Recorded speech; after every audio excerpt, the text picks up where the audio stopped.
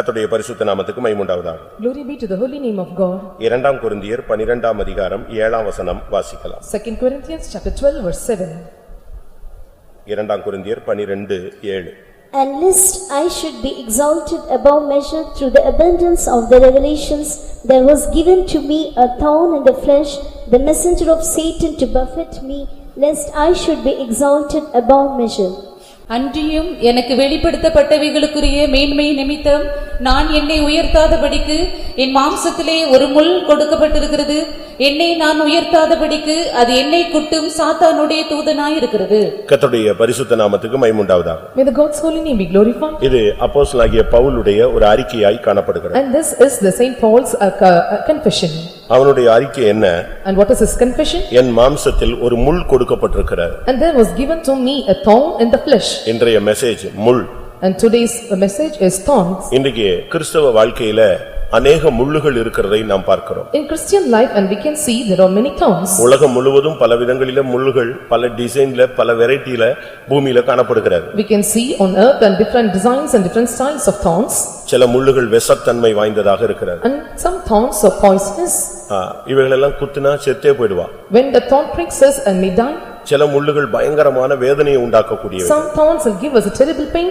இப்படி உலகத்துல நமக்கு எல்லாருக்குமே படிச்சவங்க தெரிஞ்சவங்க காட்டுல கரைகள்ல எல்லா இடத்துலயும் இந்த முள்ளுகளை நாம் பார்க்கலாம். And they that are educated and we can see in the forest and in many places and wild places and we can see the thorns. பலவிதமான முள்ளுகளை நீங்கள் படிச்சிருப்பீங்க பார்த்திருப்பீங்க. You have studied and have seen different thorns. எழுத்தின் பிரகாரமாக உங்களுடைய வாழ்க்கையில இந்த முள்ளுகள் கூட சில வயதுகளில் உங்களை குத்தி இருக்கும். And literally in your age and sometimes and these thorns may prick you. சில முள்ளுகளை நாம் முள்ளால் எதையாவது வச்சு நம்ம வெளியே எடுத்துறோம். And some thorns and we have to take the thorns out of it. சில முள்ளுகள் சிலரை குத்தி அது அவங்களுக்கு செப்டிக் ஆகி அவங்களுடைய காலை எடுக்கிற மாதிரிலாம் வந்திருக்கிறது. Some thorns prick a person and cause septic to them and there is a condition to take even their legs. சில முள்ளுகள் அவருடைய வாழ்க்கையை பாதிச்சிருது. And some thorns have affected their life. நான் விசுவாசியாக இருக்கும்போது ஒரு ஆஸ்பத்திரிக்கு போயிருந்த பொழுது When I was a believer and when I visited a hospital அங்கே ஒரு சகோதரனுக்கு தோலை உரிச்சு வச்சிருந்தாங்க. and they have freed the skin of a particular brother. தொடை வரைக்கும் தோலை உரிச்சு வச்சிருந்தாங்க. And they have peeled the skin near the thigh. அந்த முள்ளுடைய ஒரு பகுதி அது அப்படியே உள்ள ஏறிட்டே இருக்கு. The one part of the thorn is coming inside. இப்படி பல பாதிப்புகளை முள்ளுனால பாதிக்கப்பட்ட விசுவாசிகள் ஊழியக்காரங்களை பார்க்கலாம். And we can see many servants of God, believers, and they were affected by different kinds of thorns. இதெல்லாம் எழுத்தின் பிரகாரமான முள்ளுகள். And these are all the literal thorns. ஒரு சின்ன முள்ளு குத்திட்டா நீங்க உடனே கத்திடுவீங்க, உடனே அதை எடுத்துருவீங்க, எதையாவது ஒன்னு பிரயாசப்படுறீங்க. If you have thorns and literally and you will take some steps to take away the thorns because of the terrible pain. ஆனா இன்னைக்கு நான் பேச போறது ஆவிக்குரிய ஜீவியத்திலே உள்ள முள்ளுகள். But today I am going to speak about the thorns in your spiritual life.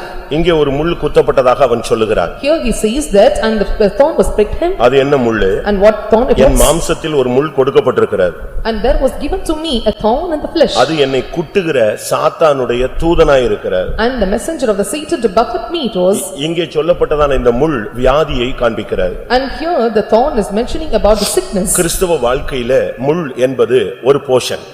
This in Christian life and this thorn is one portion. இல்லாவிட்டா அவன் பூரணத்தை அடைகிற பாதையில ஒரு பாதை முள் நிறைந்த பாதை. Or to attain the perfection way and this is the thorn is a way towards him to lead to the perfection. அது இந்த விதத்துல தான் வரணும் இப்படி தான் வரணும் அப்படின ரூல்ஸ் எல்லாம் கிடையாது. And there are no rules and regulation that it should come in this way and that way. முள்ளு வந்து கால்ல தான் குத்தணும் அப்படின ரூல்ஸ் கிடையாது. நீ சைடுல போயும்போது சைடுல கூட கிழிச்சிட்டு போய்டும். And there are not rules that when the thorns have to prick on your legs and when you are going or moving it may come and prick your side. ஆனா முள்ளுகளை நீ கடக்க வேண்டியது கடமை. But it is your responsibility to pass over the thorns. இந்த பலவிதமான முள்ளுகளை குறித்து வேதத்திலே நாம் பார்க்கிறோம். We can see in the scripture the different aspects or different kinds of thorns. இந்த காலை வேளையில இப்படிப்பட்ட முள்ளுகளினாலே பாதிக்கப்பட்டு வேதனை அடைந்து வியாகுலத்தோடு ஒரு கூட்டம் ஜனங்கள் இங்கே வந்திருக்கிறீர்கள். In this morning time they that are pricked by thorns and those who suffered and those who under the heaviness and you have come to the meeting. இந்த கூட்டம் முடிகிறதுக்குள்ள இந்த முள்ளுகள் பிடுங்கப்பட வேண்டும் என்று நான் வாஞ்சிக்கிறேன். Before the end of the meeting I desire and these thorns to be pricked out. அது எந்த ஆழத்துல பதிஞ்சிருந்தாலும் அதை எப்படியாவது இன்னைக்கு வெளியே எடுக்கணும். Even it may go deep and it should be come out in some other way. எத்தனை வருஷம் இந்த முள்ளுகளை நாம் வைத்துக் கொண்டே இருப்பது? How many years we can keep this thorns? இங்கே சொல்லுகிறார் நான் 2 தரம் நான் அதுக்கு அடுத்த வசனத்தில் சொல்றார் நான் அதுக்காக ஜெபித்தேன். And here he telling that I besought Lord thrice. நான் 3 தரம் நான் கர்த்தரிடத்தில் அதை வேண்டிக் கொண்டேன். And for this thing I besought the Lord thrice. ஆனா எனக்கு சரியான ரிசல்ட் கர்த்தர் எனக்கு தரல. But the Lord did not give me the better result. But என் கிருபை உனக்கு போதும்னு ஃபைனல் பண்ணி விட்டார். But finally he says that my grace is sufficient for thee. ஆனால் பின் நாட்கள்ல பேசும்பொழுது கர்த்தர் எனக்கு இறங்கினார் என்று பவுல் பேசுகிறார். And in the latter days when the Paul is speaking and he says that, and Lord have mercy upon me. ஒருவேளை ரட்சிக்கப்பட்ட காலங்கள்ல உங்களுக்கு சில முள்ளு குத்தி இருக்கும். Sometimes on the day of the salvation when you got saved and the thorns have pricked you. ஒருவேளை இன்னும் அந்த முள்ளுனுடைய தாக்கம், அதனுடைய பாதிப்பு, அதனுடைய வேதனை இன்னும் கூட வருஷக்கணக்கான கூட இருக்கலாம். The effects and cause and the problems or pains of the thorns may come with even the long years. சில சூழ்நிலை உங்களுக்கு முள்ளு போல மாறிவிடும். Sometimes the circumstances will change like a சில thorn to you. சம்பவங்கள் உங்களுக்கு முள்ளு போல குத்தி இருக்கும். Some incidents have pricked you like a thorn. எவ்வளவுதான் நீ சந்தோஷமா இருந்தாலும் அந்த சம்பவத்தை நினைச்ச உடனே டக்குன்னு ஒரு முள்ளு குத்துற மாதிரி இருக்கும். And you may be with joy and you may be with gladness, but when you are thinking about the incident and it will prick you like a thorn. இதுக்குள்ள நடக்கிற சம்பவம் என்ன? And what is the incident that is happening in this? ஒரு சைடுல முள்ளு குத்துன மாதிரி இருக்கு. ஆனா பவுல் அதை கண்டுபிடிச்சாரு. இது சாத்தானுடைய தூதன். On one part and he thought that it was a thorn that is pricking me, and he identified and it was the messenger of Satan to buffet இது him. என்னை குட்டும் சாத்தானுடைய தூதன்ங்கறத கண்டுபிடிச்சாரு. And he identified that this was the thorn that is the messenger of Satan முள் to buffet இருப்பது him. தேவனுடைய திட்டம் அல்ல. So this pricking is not the plan of God.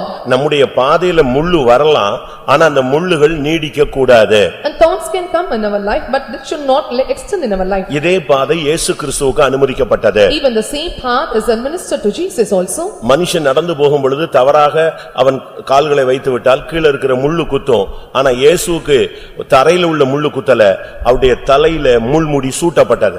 Men was walking around the place and sometimes the thorns may prick his legs, but for Jesus the crown of thorns pricked his head. மத்தேயு 27:29 இந்த வார்த்தையை நாம் பார்க்கலாம். And 27:29 of Matthew we can see this words. அவருடைய தலையிலே ஒரு முள்முளால் ஒரு முடியை உண்டு பண்ணி அவருக்கு சூடினார்கள். And they made the crown of thorns and placed it upon his head. அது எத்தனையோ இன்ச் நீளமுள்ள முள்ளுகள். And it was a inch length of this thorn. அது சும்மா ஒரு அலங்காரமா வைக்கல.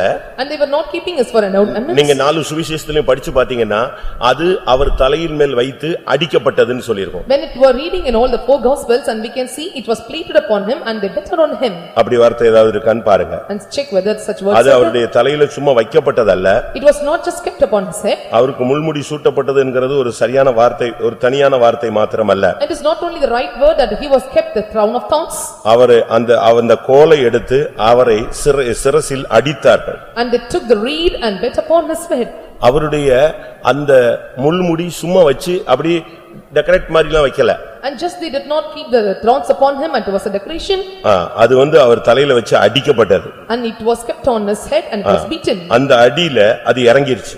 And it was beat and it was gone down. சரித்திரம் சொல்லுகிறது 17 முள்ளு உள்ள ஆழமா போய் குத்திருச்சாம். History says that 17 inches of the thorns and went deep inside his head. 17 முள்ளுகள் எத்தனையோ இன்ச்சஸ் உள்ள போய் குத்திருச்சு. And many inches the 70 thorns and entered deep into his head. அந்த அளவு தலையில முள்முடி சூட்டப்பட்ட ஒரு சூழ்நிலை. And to such extent and he was plated with a crown of thorns in his head. இன்னைக்கு இந்த கூட்டத்துல வந்திருக்கிற உங்களுக்கு கால்ல முள்ளு குத்தி இருக்கா? And those who come to this meeting whether the thorns இல்ல pricked your மனசுல legs முள்ளு குத்தி இருக்கா? or it pricked in your heart இல்ல தலையில முள்ளு குத்தி இருக்கா? or it pricked in your head.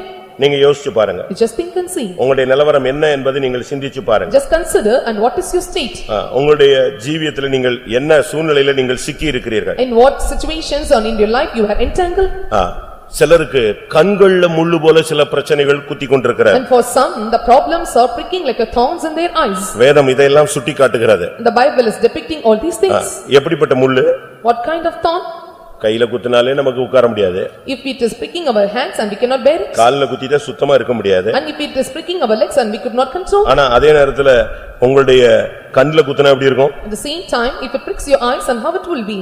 ஒரு மனுஷனுடைய ஜீவியத்துல கண்களில் முள்ளு இருந்தால் எப்படி இருக்கும்னு யோசிச்சு பாருங்க. You just think and see in a man's life if there is a thorn pricked in his eyes and how his state would be. என்னாகமம் 33:5 பார்க்கும் பொழுது அவர்கள் உங்கள் கண்களில் முள்ளுகளாக இருந்து உங்கள் விலாக்களிலே கூர்களாக இருந்து உங்களை உபத்திரவப்படுத்துவார்கள். In Numbers chapter 33 verse 5 and it is said that and they will be the thorns in your legs and the way and resist you. இன்னைக்கு எத்தனை பேர் இப்படி இருக்கிறோம்னு யோசிச்சு யோசி எத்தனை பேருடைய வாழ்க்கையில இப்படிப்பட்ட சூழ்நிலைகள் இருக்குன்னு பாருங்க. And just think and see how many of your situations in your life was going in this way. கண்ணுல முள்ளு வச்சா எப்படி இருக்கும்? இயேசுவுக்கு சிரசுல முள்முடி சூட்டப்பட்டது. ஆனால் ஒரு சிலருக்கு பிரச்சனைகள் கண்ணுக்குள்ள முள்ளு மாதிரி இருக்கு. If there was a problem to them and for Jesus it was pricked on the head and for some the problems is the pricking the thorns in their eyes. இன்னைக்கு இந்த கூட்டத்துல வந்திருக்கிற நீங்கள் உங்களுடைய உண்மையான நிலவரத்தை நீங்கள் உணர வேண்டியது அவசியம். And they that have come to this meeting and you have to identify your true state. நீங்கள் இன்னொரு விதத்துல பார்க்கும் பொழுது When you see in the other part யோசுவா 23:13 பார்க்கும் பொழுது and 27 of the 33 of Joshua, அவர்கள் உங்கள் கண்களுக்கு முள்ளுகளாக இருப்பார்கள் என்று நிச்சயமாய் நீங்கள் அறியுங்கள். and you will certainly know that and they will be the thorns to your eyes. அப்ப கண்ணுல முள்ளு, சிரசுல முள்ளு, உடம்புல முள்ளு, கால்கள்ல முள்ளு, இப்படி பல தன்மைகளை நாம் வேதத்திலே பார்க்கலாம். Thorns in your head, thorns in your eyes and thorns in your legs and thorns in your body, and you can see in different aspects in the scripture. இன்னும் ஒரு சிலருடைய வாழ்க்கையில அவங்க இருக்கிற இடமே ஒரு முள்ளு மாதிரி இருக்கு. For some even the situations or the place that they reside is like a thorns to them. அவங்க குடும்ப வாழ்க்கையே முள்ளு மாதிரி ஆயிடுச்சு. And their family life is like a thorn.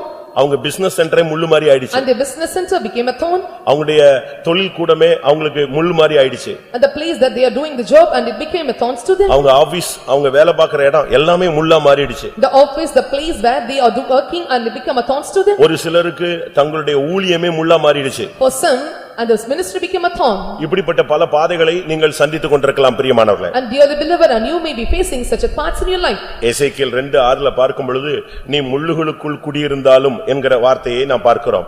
In the book of Ezekiel chapter 2 verse 6 and we can see and thou was upon in the thorns. அப்ப அந்த மனுஷனுடைய வாழ்க்கை எப்படி இருக்கும் நீங்க யோசிச்சு பாருங்க. And consider how the man's life would be. நெரிஞ்சில்களுக்குள்ளும் முள்ளுகளுக்குள்ளும் நீ தங்கி இருந்தாலும், Though briars and thorns be with thee, நீ தேள்களுக்குள்ளே வாசம் பண்ணினாலும், and thou dost dwell among the scorpions. அப்ப இதுல இருந்து என்ன நம்ம விளங்கிக் கொள்றோம் பிரியமானவர்களே? And dearly beloved, and what we understand மனித from this, வாழ்க்கையிலே விசுவாச பாதையிலே முள்ளுகள் பல விதங்களிலே நமக்கு அனுமதிக்கப்படுகிறது. in life of men in the paths of faith and different kind of thorns is administered in our life. அது இது அதான் நான் சொன்னேன், முள்ளு இதுல தான் குத்தணும்னு ஒன்னும் ரூல்ஸ் கிடையாது. It is not a rules given that and the thorns have to prick in particular path. Chance கிடைச்சா உன் சிந்தையில குத்தும்.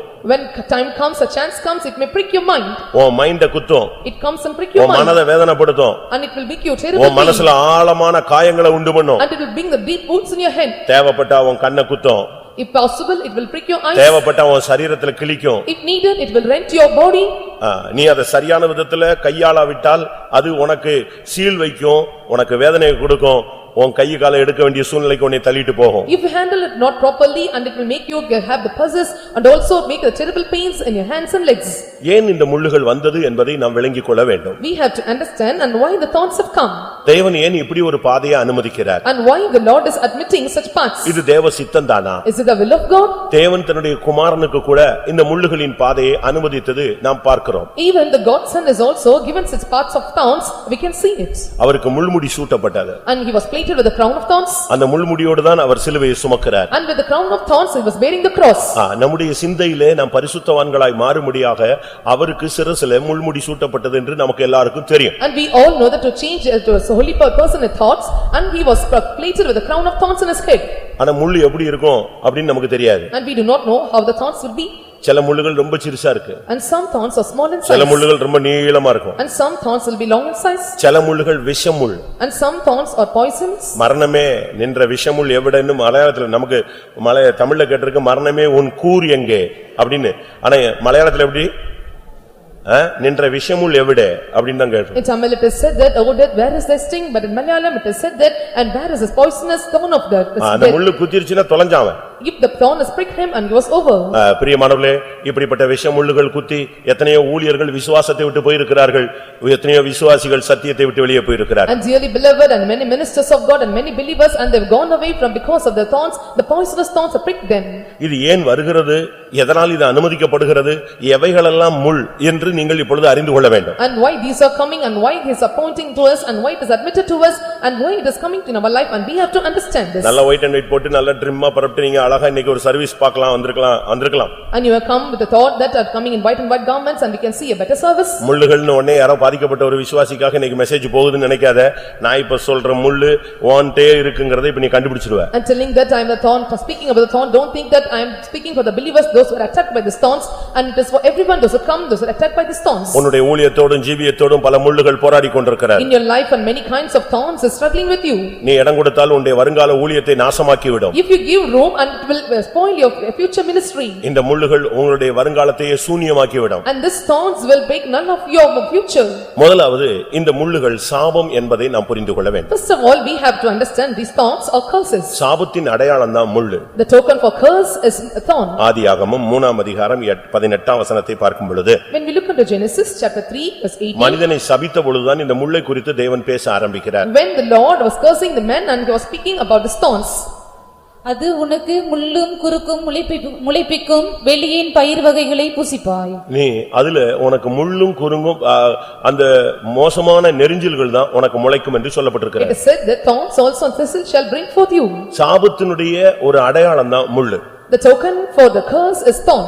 நாம ஊழியம் செய்றோம், நாம விசுவாசியா இருக்கிறோம், நம்ம மேல சில சாபங்கள் இருக்குதாங்கறதை நம்ம கண்டுபிடிக்கணும். We are doing the ministry and we are believers and we have to check either any curses is found in us.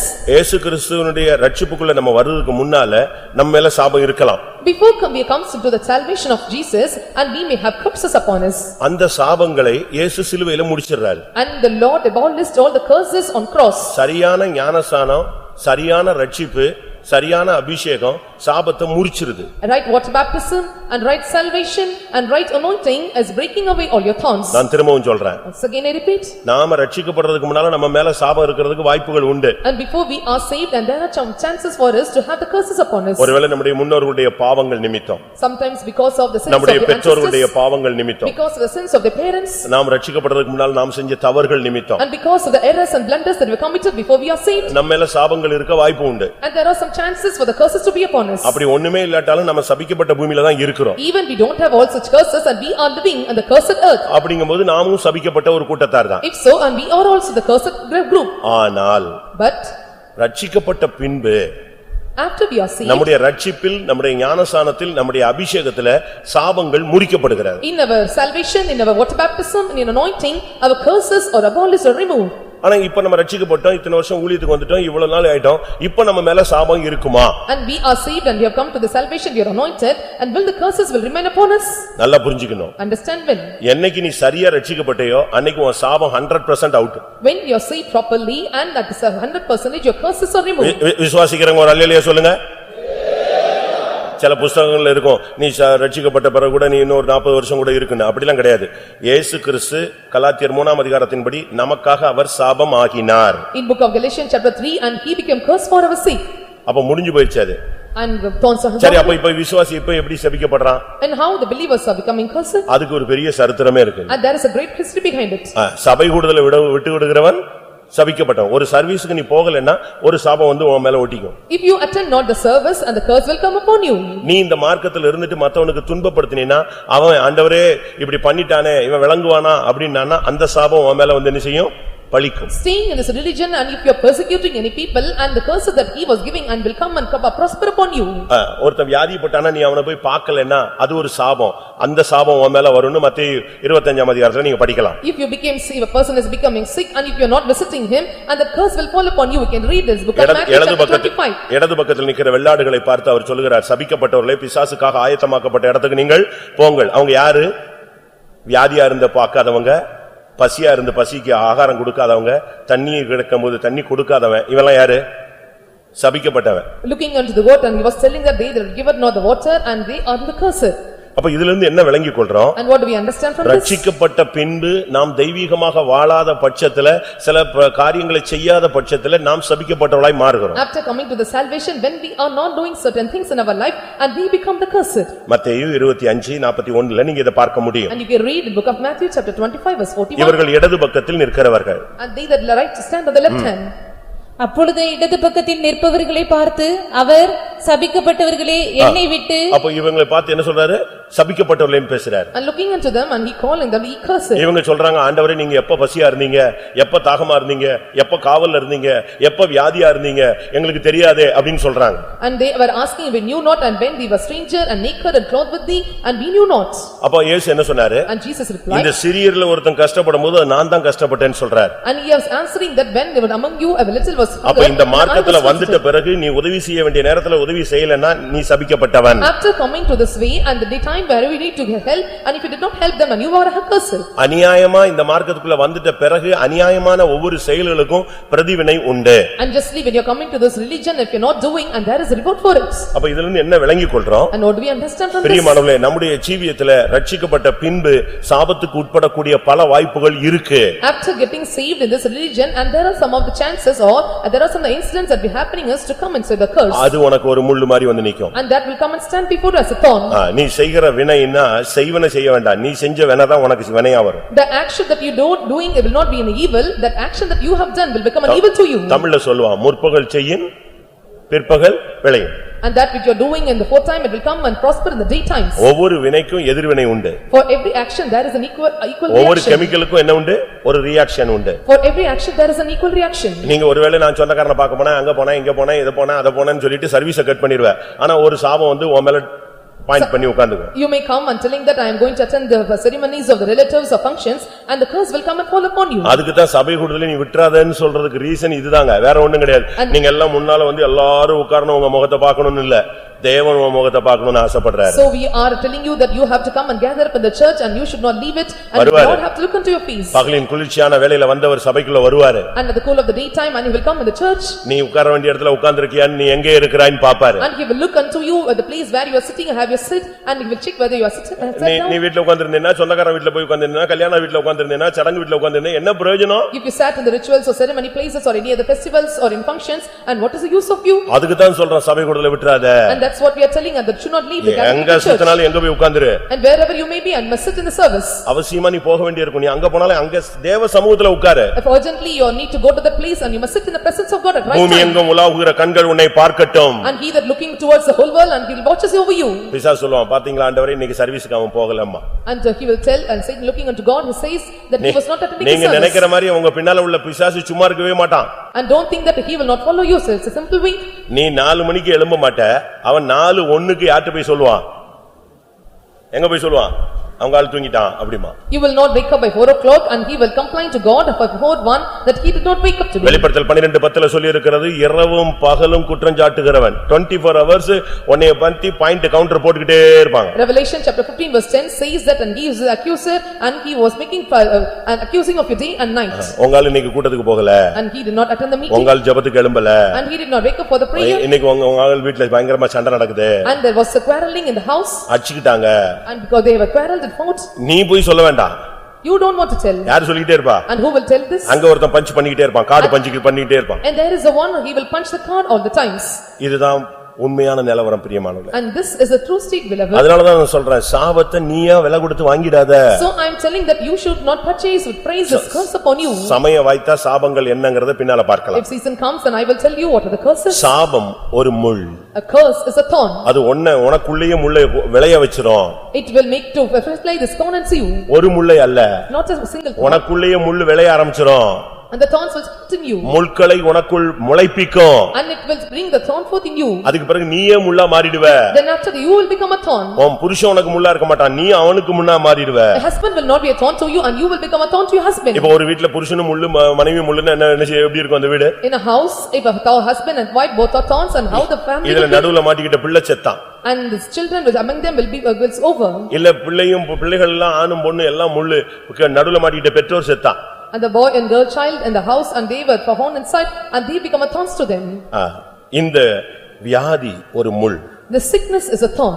இந்த முள்ளை கர்த்தர் இன்றைக்கு புடுங்கணும். Today the Lord have to pluck out this thorn. உங்களுக்குள்ள எத்தனை பேருக்குள்ள இந்த வியாதி இருக்கு? How in among you, how many are having the sickness? வியாதிங்கும்போது அதுக்கு பல தன்மைகள் இருக்கு. When I tell about sickness, and there are many natures for it. சில வியாதி வந்து டெய்லி ஒரு சிலரை விசிட் பண்ணுதுங்க. And some sickness and visit them every day. ஒரு சில வியாதி வந்து கிளைமேட்ல மட்டும் வந்து விசிட் பண்ணும். And for some sicknesses, and they will look into them only the climate. ஒரு சிலருக்கு வீட பெருக்கிட்டா வியாதி வந்துரும். And for some, if they build the house, and they will visit the sickness. அப்படிதானே?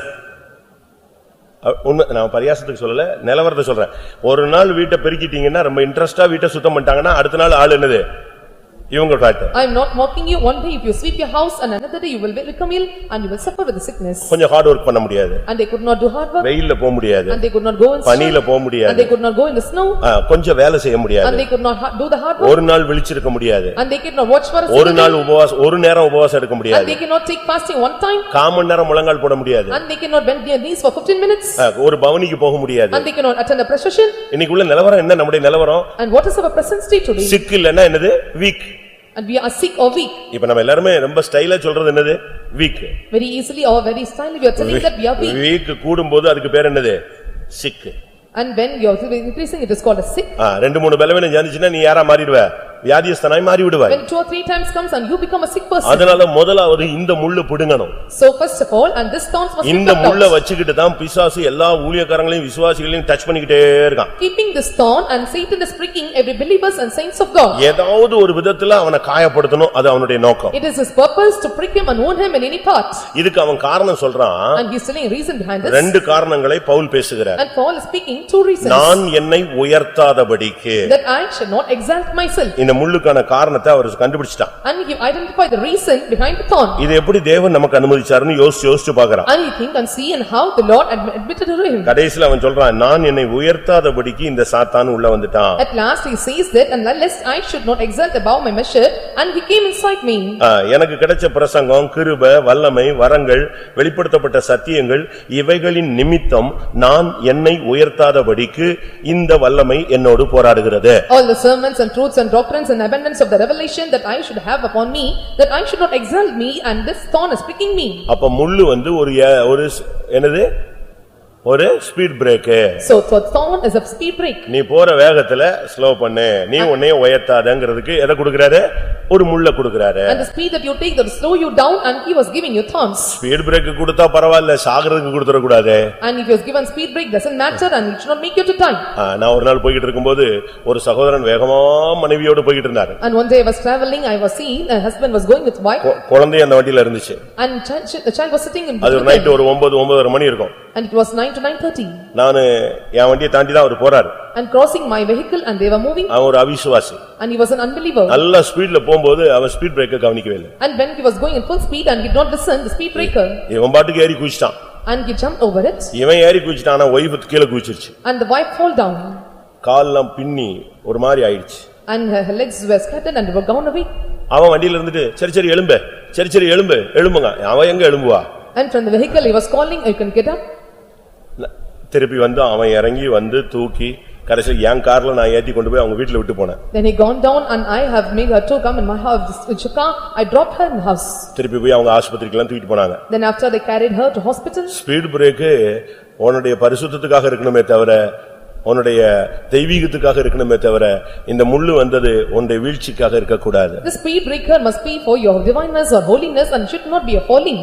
இரண்டாவது இந்த முள்ளு இயேசு கிறிஸ்துவுக்கு பயங்கர வேதனையை கொடுத்தது. Secondly, this thorns gave great pain to Jesus. அவருடைய தலையில உள்ள இரத்தம் போனதுக்கு காரணம் இந்த முள்முடிதான். The reason for all his blood in the head was gone away is the reason of the thorns. உடம்பெல்லாம் அடி விழுந்துச்சு ஆனா தலையில இருந்து முள்ளு தான் கிழிச்சு இரத்தத்தை வெளியே எடுத்தது. And he got the whole beatings on the body but the thorns in his crown of thorns in his head and make all his blood to come out. அந்த அளவு அது குத்தினது. And to that extent it pricked him. இந்த முள்ளுகள் வேதனையினுடைய ஒரு பாதிப்பு ஒரு தாக்கம். And this thorns is one part of this pain. இந்த முள்ளுகளுடைய அடுத்த தாக்குதல் என்ன? And what is the next attack of this thorn? ஒன்னு வியாதியை உண்டாக்குவது. One is bring மற்றொன்று உன்னுடைய மனதை வேதனைப்படுத்துவது. All and others may grieve your heart. இரண்டாவது உன்னுடைய ஆவிக்குரிய ஜீவியத்தை வளர விடாம இந்த முள்ளுகள் அப்படியே நெருக்கிடும்.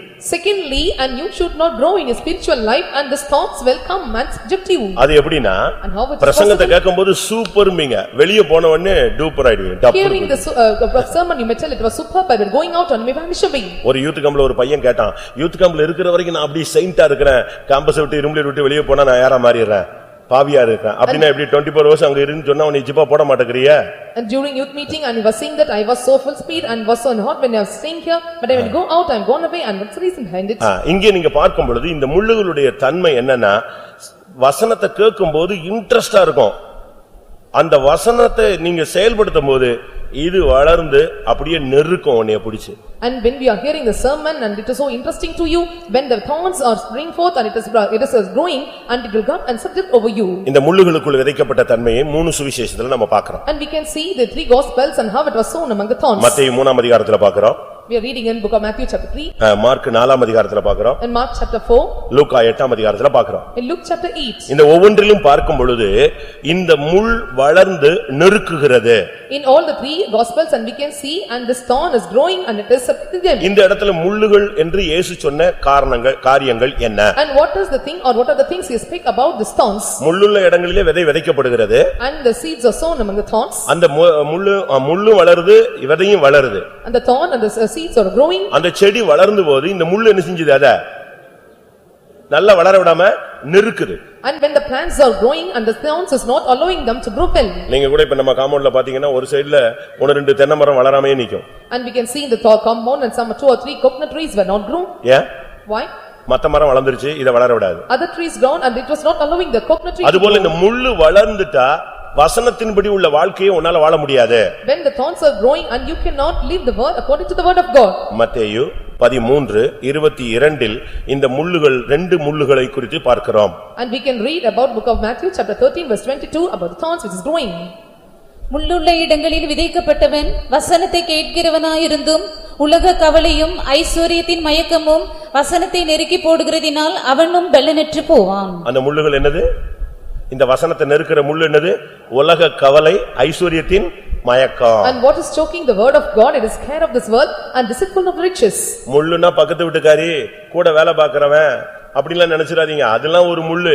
இன்னொரு முள்ளு உலக கவலை ஒரு முள்ளு. And don't think the thorns or your neighbors are they that are pricking you and these are the cares of the world. உனக்கு பணம் வசதி எல்லாம் கொடுத்துட்டார் பாரு, நீ அதுக்குள்ளேயே முழுகுறிய.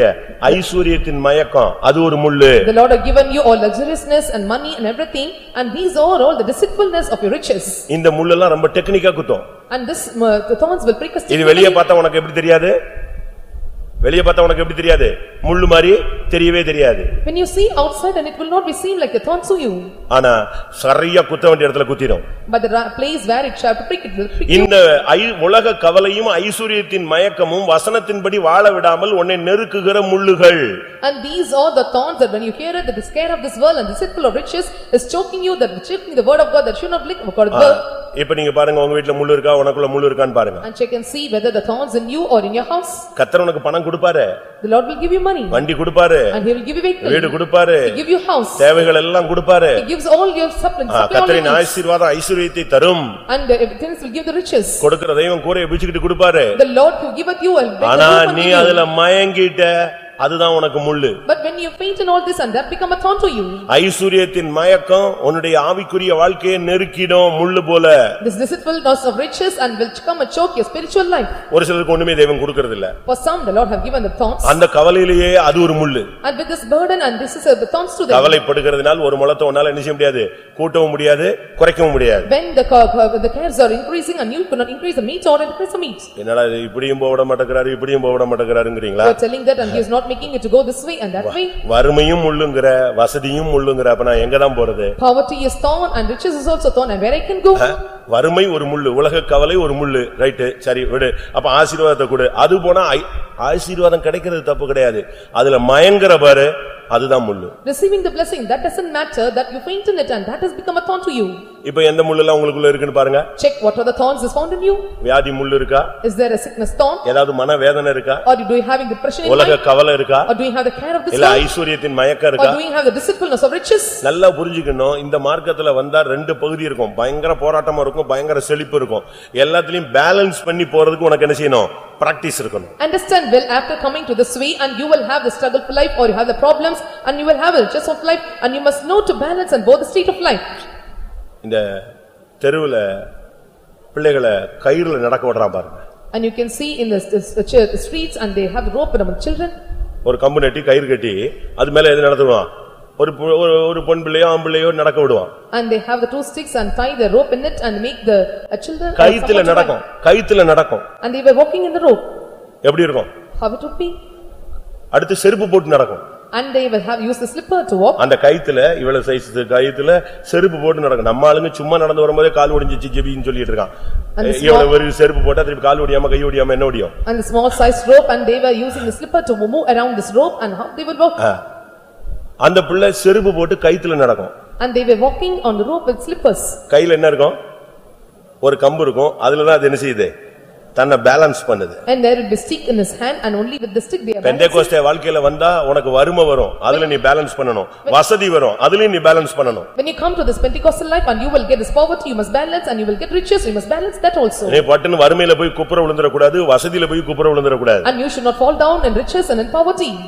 நல்லா கவனிச்சுக்கங்க சத்தியத்தை. And understand the truth well. உனக்கு முள்ளுன்னு சொன்ன உடனே நீ என்னவோ நினைச்சுக்கிட்டு யாரோ ஒருத்தன் வியாதியில படுத்திருக்கவனுக்கு முள்ளு கொடுத்திருக்காருன்னு உன் கையில இருக்கு அந்த முள்ளு.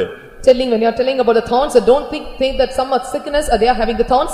The thorns are vested in your hands. இத மார்க் எப்படி பேசுறாரு? And how the Mark is speaking about the thorns? Mark 4ஆம் அதிகாரம் 18ஆம் வசனத்துல இந்த முள்ளை எப்படி அவர் சொல்றாரு? Mark chapter 4 verse 18, and how he is speaking about the thorns. வசனத்தை கேட்டும் உலக கவலைகளும் ஐஸ்வரியத்தின் மயக்கமும் மற்றவைகளை பற்றி உண்டாகிற இச்சைகளும் உட்பிரவேசித்து மற்றவைகளை பற்றி உண்டாகிற இச்சைன்னு எக்ஸ்ட்ரா ஒரு பாயிண்ட் சொல்றாரு. And he is giving another extra point, and the lust of other things entering in. அதாவது இயேசு சொல்லும் பொழுது மத்தேயு அங்க இருக்காரு, மார்க் அங்க இருக்காரு, லூக்கா எல்லாம் இருக்காங்க. ஒண்ணு அறகுறையா கேட்டதெல்லாம் பாதி எழுதுது, பாதி முழுசு எழுதுது. When Jesus was telling these words in Matthew, Mark and Luke, and they are all having together, and they are having it according to the knowledge, and they were writing upon this page. இப்போ mark தான் சுவிசேஷத்துல base. And the Mark, and he is the base or the foundation of நாலு the gospel. சுவிசேஷத்துல அஸ்திபாரம் போல சொல்ற பாயிண்ட்கள் அதிகாரம் கம்மியா இருந்தாலும் மார்க் சொல்றதா என்னது? ஆணித்தரமானது. And the chapters are limited, but what the Mark is telling, and it was so correct, and he was the foundation for all the உலக gospels. கவலை, ஐஸ்வரியத்தின் மயக்கம், மற்ற எல்லாவற்றைகளை குறித்ததான இச்சை. Cares of this world and deceitfulness of riches and lust of other things that is entering in. ஒரு ஆவிக்குரிய மனுஷனுக்குள்ள இச்சை வந்துருச்சுனா அது ஒரு முள்ளு அவனுடைய பலூனை பட்டுன்னு உடைச்சிரும். If the lust enters into a spiritual man, and it is a thorn, and it will come and break his life. அவனுடைய தெய்வீகம் என்கிற பலூனை ஒரே செகண்ட்ல டப்புன்னு உடைச்சிரும். And it will break away the strength of his divineness in him in a second. அவன் காப்பாத்தி வச்சிருக்கிற பரிசுத்தத்தை உடைச்சிரும். And it will break away the holiness that he has preserved till now. அவன் ஸ்டாண்ட் பண்ணிட்டு இருக்கிற பிரதிஷ்டையை உடைச்சு விட்டுரும். And it will cut off the consecration of standing it down. அதனால தான் இந்த முள்ள நீ கவனமா பார்க்கணும் எந்த முள்ளு குத்துதுன்னு. So they have to watch carefully, and what thorns are pricking you. வியாதி என்கிற முள்ளா? Is the sickness thorns? மன போராட்டம் என்கிற முள்ளா? Or is the thorns of the depression of உலக mind? கவலை என்கிற முள்ளா? Or it is a thorn of the care of this world? ஐஸ்வரியத்தின் மயக்கம் என்ற முள்ளா? Or it is a thorn of this deceitfulness of the இல்லவட்டால் world? இச்சை என்கிற முள்ளா? Or it is a thorn of lust? இந்த முள்ளு குத்தும்போதுதான் நீ மரணத்தை நோக்கி போகிறாய். When this thorn is pricking, and you are passing towards the death. இச்சையானது கற்பம் தரித்து பாவத்தை பிறப்பிக்கும். And this lust conceive and bring forth the sin. பாவம் பூரணமடையும் பொழுது அது மரணத்தை பிறப்பிக்கும் என்று யாக்கோபு 1ஆம் அதிகாரத்துல பார்க்கிறோம். When the sin is perfected and it brings death, and we can see in book of James chapter 1. அப்ப இதுல இருந்து என்ன விளங்கிக் கொள்றோம்? And what we understand from this. இச்சை தான் தொடக்கம். And this lust is the இந்த beginning. முள்ளு குத்திருச்சுன்னு சொன்னா உனக்குள்ள பாவம் வந்துரும். When this thorn prick you, and the sin enters you. இந்த பாவத்தை நீ சரியா புடுங்கலனா அது உனக்கு மரணத்தை கொண்டு வரும். When you pluck not the thorns in properly or sin properly, and it brings death in you. அதனால தான் மற்ற எந்த காரியங்களை குறித்த இச்சை உன்னை நெருக்கும். So that is what in the matters that the lust may come and choke you. இத லூக்கா எப்படி எழுதுகிறாரு? And how Luke have written this? லூக்கா 8ஆம் அதிகாரம் 14ஆம் வசனம். And book of Luke chapter 8 verse 14. நான் என் சவுண்ட கூட்றேன்னா நீங்க யாரோ தூங்குறீங்கன்னு அர்த்தம். கரெக்ட்டா? டென்ஷன் ஆகுறேன்னு அர்த்தம். சவுண்ட கூட்டுவேன் அப்படியாவது நீ எழும்பிரு அப்படினு. லூக்கா 8:14. முள்ளுள்ள இடங்களில் விதைக்கப்பட்டவர்கள் வசனத்தை கேட்கிறவர்களாய் இருக்கிறார்கள். கேட்டவுடனே போய் பிரபஞ்சத்திற்குரிய கவலைகளினாலும் ஐஸ்வரியத்தினாலும் சிற்றின்பங்களினாலும் நெருக்கப்பட்டு. சிற்றின்பங்கள் ஒரு முள்ளு. Pleasures of this life is a thorn. அது என்ன சிற்றின்பம்? And what the pleasures are? சிற்றின்பம்னா என்ன அர்த்தம்? And what is the pleasure? இன்பம், சிற்றின்பம், பேரின்பம் இப்படிலாம் நீங்க பைபிள்ல பார்க்கலாம், உலகத்திலயும் பார்க்கலாம். And you can see joy and exceeding joy and this pleasure in this world. இந்த சிற்றின்பத்துக்கு ஒரு விளக்கம் எப்படி கொடுத்திருக்குன்னா, And one explanation for this pleasure and how it is given. இவர்கள் ஒரு நாள் வாழ்வை இன்பம் என்று வாழ்கிறவர்கள். And they that live the single day life as a pleasurable life. ஒரு நாள் தானங்க, ஒரு நாள்னா பரவாயில்ல தப்பு இல்ல அப்படிங்கிற மாதிரி ஒரு ஆளுங்க இவங்க எல்லாம் உல்லாச வாழ்க்கை வாழுகிறவர்கள். And one day it doesn't matter, and they were living in the pleasurable life. 2 பேதுரு 2ஆம் அதிகாரம் 13ஆம் வசனம். 2 Peter chapter 2 verse 13. இவர்கள் ஒரு நாள் வாழ்வை இன்பம் என்றெண்ணி கரைகளும் லட்சைகளுமாயிருந்து உங்களோடே விருந்துண்கையில் தங்கள் வஞ்சனைகளில் உல்லாசமாய் வாழ்கிறவர்கள். ஒரு நாள் வாழ்வில இன்பமா இருக்கிறது தான் சிற்றின்பம். கொஞ்ச நேரத்துக்காக, சில நிமிடங்களுக்காக, சில மணி நேரங்களுக்காக, சில மனிதர்களுக்காக இன்பம்க்கு இடம் கொடுக்கறீங்க பாருங்க, அதுக்கு பேர் தான் சிற்றின்பம். And giving room for joy for a second, for a minute, and for the pleasures of the enjoying the pleasures with men for a while, and that is the thing that you are giving pleasure for the daytime. இது ஒரு முள்ளு. And this is a thorn. இது உனக்கு தெரியாது, ஏதோ ஒரு பிசாசு போராட்டம் ஒண்ணும் கிடையாது. இது ஒரு முள்ளுன்னு தான் பைபிள் You சொல்லுகிறது. know not about this, and you may think that it is a struggle of the devil, but this is a thorn. ஒரு நாள் வாழ்வை இன்பம் என்று எண்ணுவது. And they count it a pleasure to riot in the daytime. ஒரு சகோதரன் நமக்கு விசுவாசியா இருந்தாரு. A believer, a particular brother was our a வந்து believer. BSF ல கமாண்டரா இருந்தாரு. And he was in a commander in BSF. அவர் வேலையெல்லாம் விட்டு இங்க வந்து செட்டில் ஆயிட்டாரு. And he retired from the job and he was settled here. நல்ல மனுஷன். And was a good person. சபையில ஒரு பிரச்சனைனா நிப்பா மனுஷன். In any problem in the church, and he will stand in the church. பாட்டெல்லாம் படிக்கும்போது அப்படியே இந்த நம்மள மாதிரி சும்மா அப்படியே பேக் மாதிரிலாம் படிக்க மாட்டாரு. பாட்டை பாடி ரசிச்சு ருசிச்சு அழுதுருவான் அந்த வார்த்தையோட சேர்ந்து. When he was singing a song, and he will not sing in an ordinary way, and he will enjoy the song, and he will feel it, and he will mention, and he will cheers when he sings song. John டீஸ்னு ஜெபிக்க கூப்பிட்டாங்க. And when he was John டீஸ், and John, அவருக்கு வந்து மஞ்ச காமாலை, and he got jaundice, and he asked him to pray for it. அப்ப நான் ஜெபிக்க போனேன். And I went to pray. ஜெபிக்க போனபோது அவர் முழங்கால் போட்டு அறிக்கையிட ஆரம்பிச்சிட்டான். And when I prayed, and he knelt down and prayed. இது வந்ததுக்கு காரணம் எனக்கு தெரியும். I want to know the reason for this disease. என்ன பிரதர் சொல்லுங்க. And he asked, and what is that? இல்ல ரொம்ப நாள் நான் வந்து BSF ல ரட்சிக்கப்படுறதுக்கு முன்னால குடிச்சேன். And before I got saved, when I was in BSF, I drank. ரட்சிக்கப்பட்ட பிறகு அதை விட்டுட்டேன். And then I was saved and left it. அதுக்கப்புறம் நான் வேலையெல்லாம் விட்டு இங்க வந்துட்டேன். Then after leaving my job, I came to this place. But last week BSF ல உள்ள பெரிய பெரிய ஆளுங்க எல்லாம் சென்னையில ஒரு புரோகிராமுக்கு வந்தாங்க. And all those officers in the BSF, and they attended the program in Chennai. சரி பழைய ஃப்ரெண்ட்ஸ் நான் பார்க்க போனேன். And I went to meet all my old friends. பார்க்க போன இடத்துல ஒரு பார்ட்டி வச்சாங்க. The place where I met, they had a party. எல்லாரும் அடிச்சாங்க. And they all had this. என்னை ரொம்ப கம்பல் பண்ணாங்க. ஒரு நாள் தான் சொன்னாங்க. அதனால நான் என்ன பண்ணிட்டேன், ஷேர் ஆயிட்டேன். They compelled me to drink, and so I also shared among them. அவன் பார்ட்டிலாம் அட்டெண்ட் பண்ணிட்டு போயிட்டான். நான் எதை வாங்கிட்டு வந்துட்டேன், வீட்டுக்கு வந்த உடனே ஜாண்டிஸ் வந்துருச்சு. அது எப்படி ஆண்டவர் விடுவாரு? நீ வந்து ஞானசானம் எடுத்த ஆளு, கொன்றுவாரு உன்னைய. They attended the party, and they left, and I got this jaundice when I attended the party, and I took a water baptism, and the Lord had made to come this disease. அப்பனா wife எப்படி திரும்பி பாக்குது, ஓஹோ தண்ணி அடிச்சீங்களா, அச்சர்தான். And then the wife was turning over. சொல்லவே இல்லையே, அவன்ட்ட எப்படி சொல்ற, நீ சொன்ன பேப்பர்ல எல்லாம் போட்டுருவே. And it was not informed to his wife. அதனால அவன் அப்படியே வேற வழி இல்லாம இன்னைக்கு என்ன இப்ப ஜாண்டிஸ் படுக்க வச்சிருச்சு, எலும்பு விட மாட்டேங்குது. இப்போ அறிக்கை செஞ்சாதான் போகுங்கிற கண்டிஷன் வந்த உடனே ஐயா அறிக்கை செய்ய ஆரம்பிச்சிட்டாரு. And when he got the profession that he have to confess, and he started to confess that the original thing of him. அது வரலன்னா இவர் அறிக்கை செய்ய மாட்டாரு, காலரை தூக்கி விட்டு போய்கிட்டே இருப்பாரு, கர்த்தர் மன்னிச்சிட்டார் இருப்பாரு. And he will not confess a thing, and he will tell the caller. ஆண்டவர் வந்து குருடு இல்ல. And God is not a blind. ஆண்டவர் ஒன்னும் செவிடு கிடையாது. And he is not a deaf. ஆனா மௌனமா மட்டும் இருப்பாரு. But he keeps silent. நான் திரும்பவும் சொல்றேன். Once again I repeat. ஆண்டவர் குருடும் கிடையாது, செவிடும் கிடையாது. ஆனா எப்படி இருப்பாரு, சில டைம் மட்டும் மௌனமா இருப்பாரு. ஆனா டைம் வரும் பொழுது பாயிண்டா எடுத்து வைப்பாரு. God is neither blind nor not deaf, and whether he keeps silent when the time comes, and he will tell point by point. இத நீங்க சங்கீதத்துல தெளிவா பார்க்கலாம். And you can see in book of Psalms நீ clearly. இவைகளை எல்லாம் செய்யும் பொழுது நான் மௌனமாய் இருந்தேன். When you did all these things, and I was silent. ஆனா நீ நினைச்சது என்னன்னா சாகுற வரைக்கும் நான் மௌனமா இருப்பேன்னு நினைச்சிட்டா, அதான் தப்புங்கறாரு. What you thought that until your death, and I will keep silent. 50ஆம் சங்கீதம் 21ஆம் வசனம். Psalms 50 verse 21. இவைகளை நீ செய்யும்போது நான் மௌனமாய் இருந்தேன், உன்னை போல் நானும் இருப்பேன் என்று நினைவு கொண்டாய். ஆனாலும் நான் உன்னை கடிந்து கொண்டு அவைகளை உன் கண்களுக்கு முன்பாக ஒவ்வொன்றாக நிறுத்துவேன். நீ செய்யும்போது மௌனமா இருந்த, நீ என்ன நினைச்சிட்ட, கடைசி வரைக்கும் மௌனமா இருப்பேன்னு நினைச்சிட்ட. ஆனா டைம் வரும்பொழுது ஒன்னொன்னையா கொண்டு வந்து என்ன செய்வேன், நிப்பாட்டுவேன். And thou hast thought that, and I will keep silence until my death, and you will be silent, but when the time comes I will reprove everything one by one. இதை ஏசாயா தீர்க்கதரிசி எப்படி சொல்றான்? And how the prophet Isaiah is telling about this? ஏசாயா 57:11. And 57:11 of Isaiah. நீ யாருக்கு பயப்படுகிறாய்? யாருக்கு அஞ்சி பயப்படுகிறாய்? அதுல தான் இருக்கு, அஞ்சி இல்ல, அஞ்சி. வாசி 11. நீ பொய் சொல்லுகிறாயே, நீ என்னை நினையாமலும் உன் மனதிலே வைக்காமலும் போகிறாய். நான் வெகு காலம் மௌனமாய் இருந்தேன் அல்லவா, ஆகையால் எனக்கு பயப்படாதிருக்கிறாய். எப்படி? நான் ரொம்ப நாள் மௌனமா இருந்ததனால நீ எப்படி இருக்கிற, பயப்படாம துளிர் விட்டு துணிஞ்சு செஞ்சுக்கிட்டே வரேன்னு சொல்றார். I held my peace even of old, and thou fearest me not, and you were presumptuously doing all these things. ஒரு சிற்றின்பம் உனக்கு ஒரு முள்ளு அது உன் வாழ்க்கையை பாதிச்சிரும். A pleasure is a thorn, it will affect your life. எந்த முள்ளு உனக்குள்ள குத்திட்டு இருக்குன்னு பாரு. You just think and what thorns is found in you. சிலருடைய முள்ளுகள்லாம் உள்ளே இருக்கு. For some the thorns are resting in them. அது டைம் வரும்பொழுதுதான் அழுக ஆரம்பிக்கும். When the time comes it will start shout and cry. அது உள்ளே இருந்துகிட்டே இருக்கும். It will remain inside. தயவு செய்து உங்களுடைய முள்ளுகளை இன்றைக்கு பிடுங்க, தேவனுக்கு இடம் கொடுங்கள், இல்லாவிட்டால் நீங்கள் பிடுங்குங்கள். Give room for God to pluck out your thorns or you yourself pluck the thorns out of you. ஓசியா 2ஆம் அதிகாரத்தை நாம் பார்க்கும் பொழுது When we look at the book of Hosea chapter 2, 6ஆம் வசனத்தை பார்க்கும் பொழுது Hosea chapter 2 verse 6.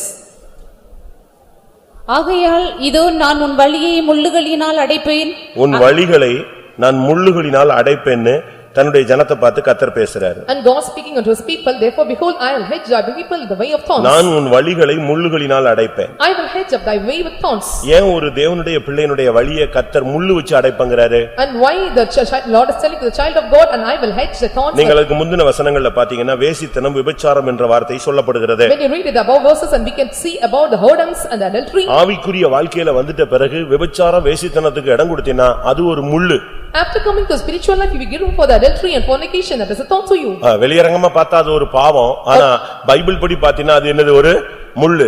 அந்த விபச்சார வேசித்தனம் உன்னை குத்தி குத்தி குத்தி உன்னை பாவியா மாத்திரும். Outwardly when we see in the worldly type and it is a sin, but in the scripture is saying that it is adultery or fornication, it is a thorn, it is pricking you, it will prick you and it will prick you to spoil. அதனால தான் நம்ம இந்த விஷயத்துல ரொம்ப கவனமா இருக்கணும்னு சொல்றோம். So we have to take it in this matter.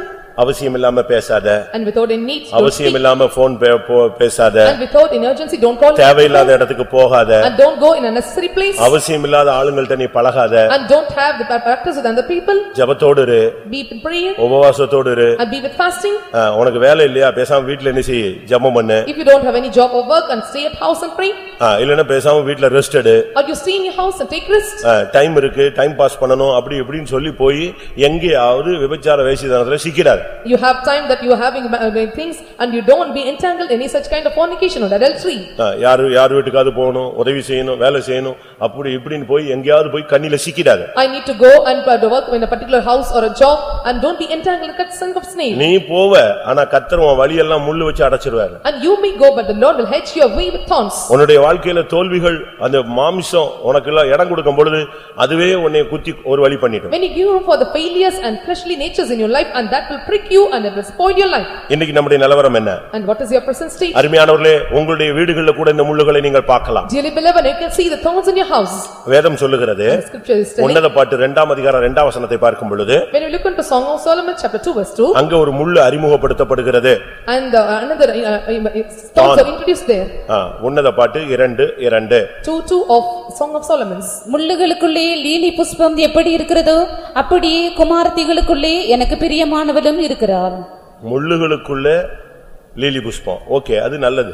As the lily among thorns. ஆனா குமாரத்திகளுக்குள்ள யார் இருக்கா? எனக்கு பிரியமானவள் இருக்கிறார். அப்ப குமாரத்தி தான் யாரு? இங்க முள்ளு. And so is my love among the daughters, and who is the daughter? Lily புஷ்பங்கிறது பிரியமானவள். And lily means it is a pleasurable. ஆனா முள்ளு யாரு? குமாரத்திகள் தான் முள்ளு. And the daughters are thorns. முள்ள அருமையான ரோஸ் பூவுக்கும் லீலிக்கும் கர்த்தர் எதை வச்சிட்டாரு? முள்ளு வச்சிட்டாரு. For the beautiful rose and lily, the Lord have kept thorns to them. எதுக்கு அந்த மத்த செடிகளுக்கெல்லாம் முள்ளு வைக்காத தெய்வம் எதுக்கு போய் முள்ளு வச்சிட்டாரு? எதுக்கு முள்ளு வச்சிருக்காரு? ரோஸுக்கு போய் வச்சிட்டாரு. The Lord who give not the thorns to other plants or trees and have given thorns to lily and roses. அதுக்கு ஒருத்தர் சொன்னார், ரெண்டு ரீசன் இருக்கு. And one said two reasons for it. ஒன்று, நினைச்சவெல்லாம் புடிங்கிர கூடாது. One is, and whoever think that should not pluck it out. நினைச்சவெல்லாம் படக்கு கை வச்சிர கூடாது. அதுக்கு ஒரு சேஃப்டிக்கு தான் என்னது? ஒரு முள்ளு. And suddenly they should not lay hands to pluck it out, and so for safety I have given the thorns. ஆனா அப்படி யாருமே பிடுங்கலன்னு வெச்சுக்கோங்களே, If no one is plucking it out, அது அந்த செடியிலே தான் இருக்கும். and it will stay in the plant. அதுல ஒண்ணுமே காரியம் ஆகாது. அது மலர்ந்ததுனால பிரயோஜனம் கிடையாது. It blooms and there is no use of it. ஆனா அதுக்குள்ள என்ன வச்சிருக்காரு? தெய்வம் ஒரு fragrance வச்சிருக்காரு. And the Lord have kept a fragrance in it. ஒரு வாசனை, ஒரு திரவியத்தை உள்ள வச்சிருக்காரு. And he kept some small sweet fragrance in it. அது பூத்தா அழகா இருக்கும். அது மட்டும் பிரயோஜனம் இல்ல. அது யூஸ் ஆகணும்னா காத்துல அடிக்கும் பொழுது இந்த முள்ளே எதை குத்தி கிழிக்கணும்? எதை குத்தி கிழிக்கும்? பட்டு பட்டு பட்டுன்னு ரோஸை கிழிக்கும் போது ஸ்மெல் வெளியே வந்துரும். When it just blooms, there is no use, and so it have to give the fragrance, and when the petals are falling upon the thorns and either this side or that side, it give the sweet fragrance. இப்ப முள்ளு வேணுமா வேண்டாமா?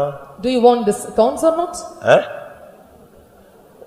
அதாவது உன்னைய டக்குன்னு ஒருத்தன் கை வச்சிடக்கூடாது, அதுக்காகவும் உன்னை வச்சிருக்கிறாரு. அதே நேரத்துல நீ ஒண்ணுமில்லாமையும் போயிடக்கூடாது, நீ வாசனையும் வீசணும், இதுக்கும் முள்ளு அனுமதிக்க. Suddenly one should not lay hands upon you and you must give the sweet fragrance, and so he kept the thorns in you. அதனாலதான் முள்ளுகளுக்குள்ளே லீலி புஷ்பம் எப்படி இருக்கிறதோ அதுபோல குமாரத்திகளுக்குள்ளே எனக்கு பிரியமானவளும் இருக்கிறாள். As a lily among thorns, so is my love among the daughters. இந்த குமாரத்தி தான் உன் வீட்டுல இருக்கிற பிரதரு, சிஸ்டர், அக்கா, அண்ணன், தம்பி, மனைவி, புருஷன், பிள்ளை, இவங்க எல்லாம் இந்த குமாரத்திகள் தான். And these all daughters are none but, and they are the brother, sister, the children, family, all. யாருமே உன்னைய குத்தலன்னா முள்ளு போல புருஷன் குத்துவான். ஒரே வார்த்தை, அதுக்கு முன்ன அன்னைக்கு முழுசு நீ சாப்பிடவே மாட்ட. If none pricks you and husband may prick you like a thorn and the whole day and you cannot eat. இல்ல மனைவி ஒரு வார்த்தை சொல்லுவா, அதோட நீ 3 நாள் வீட்டுக்கே போக மாட்ட. And the wife may utter a word and for 3 days and you will not go to your house. இல்ல உன் பிள்ளைங்க உனக்கு கீழ்ப்படிய மாட்டாங்க, அது ஒரு முள்ளா மாறும். Your children will not obey and they will turn as a thorn. உன் பிள்ளைங்க நல்லா படிக்காது, நல்ல ரிசல்ட் வாங்காது, நீ செலவழிச்ச காசெல்லாம் வீணா போயிடும், நீ அந்த பிள்ளையை பெற்றதுக்காக மனஸ்தாபப்படுவ, அதுதான் முள்ளு. Your children not study well not and you are not educated and for the amount they have spent for them and you become a thorn to them, you will cry and grieve about them. இன்னைக்கு உன் நிலவரம் என்ன? And what is your state today? உனக்குள்ள இருக்கிற முள்ளுகளை நீ விளங்கிக் கொள்வாய் என்று நான் விசுவாசிக்கிறேன். I believe that and you will understand the thorns in you. ஆண்டவர் சிலருக்கு புத்தி வர்றதுக்காக சில முள்ள வைக்கிறாராம். And for understanding the Lord have given thorns to some persons. ஆண்டவர் பாருங்க என்னெல்லாம் வச்சிருக்கிறார். And see what the Lord have kept. உனக்கு புத்தி வர்றதுக்காக சில நேரத்துல முள்ளு விடுறார். And to you have to receive the understanding, the Lord have given thorns to you. நியாயாதிபதிகள் 16ஆம் அதிகாரம், 8ஆம் அதிகாரம் 16ஆம் வசனம். Judges chapter 8 verse 16. பட்டணத்தின் மூப்பரை பிடித்து வனாந்தரத்தின் முள்ளுகளையும் நெரிஞ்சில்களையும் கொண்டு வந்து அவைகளால் சுக்கோத்தின் மனுஷருக்கு புத்தி வர பண்ணி. எப்படி முள்ளுகளை கொண்டு வந்து அந்த முள்ளுகளை வச்சு சுக்கோத்தின் மனுஷருக்கு யோசுவா என்ன கொடுத்தான்? புத்தி வர பண்ணினான். அடிச்சு புத்தி வர பண்ணான், முள்ள வச்சு கிழிச்சான். And with the thorns of the wilderness and briars and he gave the teaching to them and bid them and to give the people this verdant found in the praise. முள்ளுகள் ஏன் அனுமதிக்கப்படுகிறது? உனக்கு புத்தி வரலன்னா கர்த்தர் முள்ள கையில எடுக்கிறார். Why the thorns are permitted in you and when you are not having this understanding and he is permitting these thorns in your life? உனக்கு புத்தி வரணும். You must receive the understanding. நீ தேவனுடைய பிள்ளை. You are the child of நீ God. கையில வச்சிருக்கிறது வேதம், படிக்கிறது வசனம். And you are having the Bible and the words you are reading are the words of உனக்குள்ள God. இருக்கிறது தேவனுடைய ஆவி. And you are having the spirit of God. இந்த மார்க்கத்துல வந்துட்ட பிறகு நீ புத்தி இல்லாம போக கூடாது. After coming to this and this religion and you should not be void of understanding. அறிந்தோ அறியாமலோ நீ அகங்காரம் கொள்வாய். And knowingly or unknowingly you will entangle the snare. உன்னுடைய ஜீவிதத்தில் நீ உயர்த்தக்கூடிய ஒரு சூழ்நிலை வரும். And some situations may come in your life that may you exalt அதனால yourself. கர்த்தர் என்ன செய்றாரு? இந்த முள்ள அனுப்புறாரு. அப்பதான் உனக்கு ஸ்தோத்திரம் உட்கார ஆரம்பிச்சிரு. So the Lord is sending the thorns in your life and they will keep praising God and keep silent and sit. சும்மா எவ்வளவு பெரிய பலூன் ஊதி வச்சிருந்தா போதும், ஒரு முள்ளு குத்துனா போதும், அமைதி ஆயிடும். கஃப்னு ஆஃப் போய்டும். And they have blown a big balloon and if a small thorns are pricking it and it will come out. அதுபோல likewise. உனக்கு புத்தி வர்றதுக்கு தான் சில நேரத்துல இந்த முள்ளு வரும். And to get this understanding the thorns are given in your life. நல்ல சத்தியத்தை நீங்க விளங்கிக் கொள்ளணும். You must understand the truth well. ஆண்டவரே முள்ள புடுங்குன்னு இல்ல, முள்ள புடுங்குவாரு.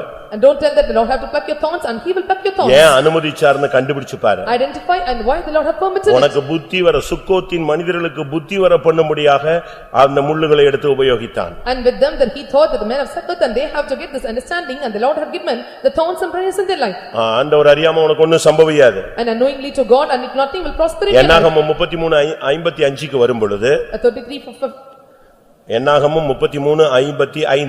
33:55 of Numbers. 33:55 சொல்லி இருக்கிறது, நீ அந்த ஜாதிகளை அந்த குடிகளை உன்னை விட்டு துரத்தி விடாவிட்டால் அவர்கள் உன் கண்களுக்கு முள்ளுகளாய் இருப்பார்கள். If we will not drive out the inhabitants of the land from before thee and they will be a thorns that prick your eyes. எப்படி இருக்கு? நீ அந்த வல்லமையில துரத்தணும். And you have to drive away those powers. உன்கிட்ட இருக்கிற போராடுகிற சக்திகளை நீ ஜெபிச்சு துரத்தணும். You have to pray and drive away all the powers that struggle in உன்னோடு you. போராடுகிற பாவத்தை நீ மேற்கொள்ளணும். And you have to overcome the sin that struggle in you. உன்னோடு போராடுகிற அந்த ஜாதிகளின் வல்லமைகளை நீ துரத்தாவிட்டா அந்த வல்லமைக உன் கண்ணுல முள்ளு மாதிரி அங்கேயே செட்டில் ஆயிடுவாங்க. If you drive not all the inhabitants of the land before you and come to pass and they will come and prick you in your eyes like a thorns. உனக்கு விரோதமான ஆவிகளை நீ துரத்தணும். And you have to drive away the spirit that is working in உன் you. குடும்பத்துக்கு விரோதமான ஆவிகளை நீ துரத்தணும். And you have to work out the spirit of the spirit is working against you. உன் பிள்ளைகளுக்கு விரோதமான ஆவிகளை நீ துரத்தணும். And you have drive away the spirit that is working against children. ராத்திரியிலே முதல் சாமத்துல முழங்கால் போடு. The first watch of the night and you have to bend your knees. உன் கைகளை ஏறெடு. And you have to lift up your hands. உனக்கு விரோதமான வல்லமைகளை துரத்து. And drive away all the powers working against you. நீ அந்த ஜாதிகளை அந்த குடிகளை கானானின் வல்லமைகளை நீ துரத்தாவிட்டால் அவர்கள் உன் கண்களுக்கு முள்ளுகளாக முள்ளாக உட்கார்ந்திருப்பார்கள். If you drive not the inhabitants of the land and the Canaanites, and they will become the thorns on your eyes and they will prick you. அது மாத்திரமல்ல, Not only that, நீ மற்ற புறஜாதிகளோடு சம்பந்தம் கலந்தால் அவர்கள் உனக்கு முள்ளுகளாய் மாறுவார்கள். and if you join with the Gentiles and inhabitants and they become a thorns to you. யோசுவா 23:12-13 பார்க்கும் பொழுது, When we look into Joshua chapter 23 verse 12 and 13, அங்க என்ன சொல்லப்பட்டிருக்கிறது? and what it is said நீ there, புறஜாதிகளோடு சம்பந்தம் கலந்தால், அந்த ஜாதிகளோடு நீ ஐக்கியம் வைத்துக் கொண்டால் உனக்குள்ளே அவர்கள் முள்ளுகளாய் மாறுவார்கள். when you cleave to the remnant of the nations and when you are remaining among them and they become a thorns to you. விசுவாசிக்கும் அவிசுவாசிக்கும் சம்பந்தம் ஏது? And what is this fellowship with the believers and unbeliever? நீ தேவாலயம், உனக்கு மற்ற விக்கிரகத்துக்கு என்ன சம்பந்தம் இருக்கு? And you are the temple of God, and what is the engagement with the நீ இந்த temple of God? மார்க்கத்துல இருந்தா இந்த மார்க்கத்துல தான் நிக்கணும். நீ அந்நியனோடு சம்பந்தம் கலக்க கூடாது. When you are standing in this religion and you should not mix with the strangers. ஆவிக்குரிய வாழ்க்கையில வந்துட்ட பிறகு, அபிஷேகம் பெற்ற பிறகு கவனமா இருக்கணும். After coming to the spiritual life, after receiving the anointing, and you must take care of this matter. விவாக காரியத்துல ஆண் பெண் வாலிபர்கள் ரொம்ப கவனமா இருக்கணும். In marriage matters and all the male and female children, and you should be careful in it.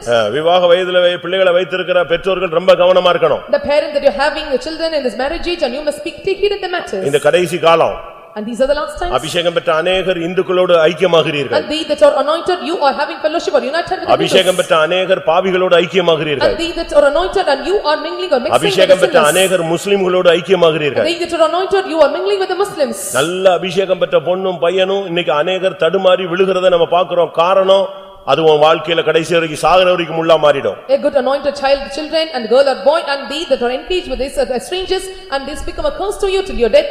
அதனாலதான் வாலிப பையங்க ஆவியில் நிரம்பும் போதெல்லாம் நம்புறதே கிடையாது. So when the youth boys are filling in spirit, I do not believe them. சும்மா ஆவியில் நிரம்புவாங்க, திருப்பி போய் அங்க லெட்டர் கொடுத்துட்டு நிப்பான். And they fill in spirit and they go and give the letters. அதெல்லாம் வஞ்சிக்கிற ஆவி. And these are all the deceiving spirits. அது சபையை ஏமாத்துற ஆவி. And these are the spirit that deceive the church. இந்த ஆவிகள் எல்லாம் நீங்க எதுக்கணும்? And you have to resist all those spirits. இன்னைக்கு தேவனுடைய சன்னிதானத்துல சொல்றேன், இந்த சபையில நீ ஐக்கியமாயிட்டு நீ அந்நியனோடு சம்பந்தம் கலந்தினா அதுதான் உன் வாழ்க்கையில சாகுற வரைக்கும் உன் கண்ணுல முள்ளு மாறி மாறும். Today I am telling you in the presence of God, and when you are mingling or when you are having unity with this and strangers, and this become a curse and the prick like a thorns in your eyes. உன் கண்ணுல நீயே முள்ள குத்திக்காத. And you should not prick thorns in your eyes yourself. அந்நியர்களோடு சம்பந்தம் கலக்காத. And don't mix with the strangers. விசுவாசிக்கும் அவிசுவாசிக்கும் சம்பந்தம் ஏது? And that's the unit between the believers and unbeliever. இல்ல அவனும் ரட்சிப்புக்குள்ள வந்துருவான். எனக்கு தெரியாதா நீ பேசுற துருபதேசம்? And he will come to the salvation. I know about the false doctrine that you speak. விழுந்து போன ஆவி உன்னோட இருந்து பேசுது. And the fallen spirit is speaking to you. தவறு. It is wrong. தேவன் நியாயம் தீர்த்தால் உன்னால் தாங்க முடியாது. And if the Lord judges and you cannot contain.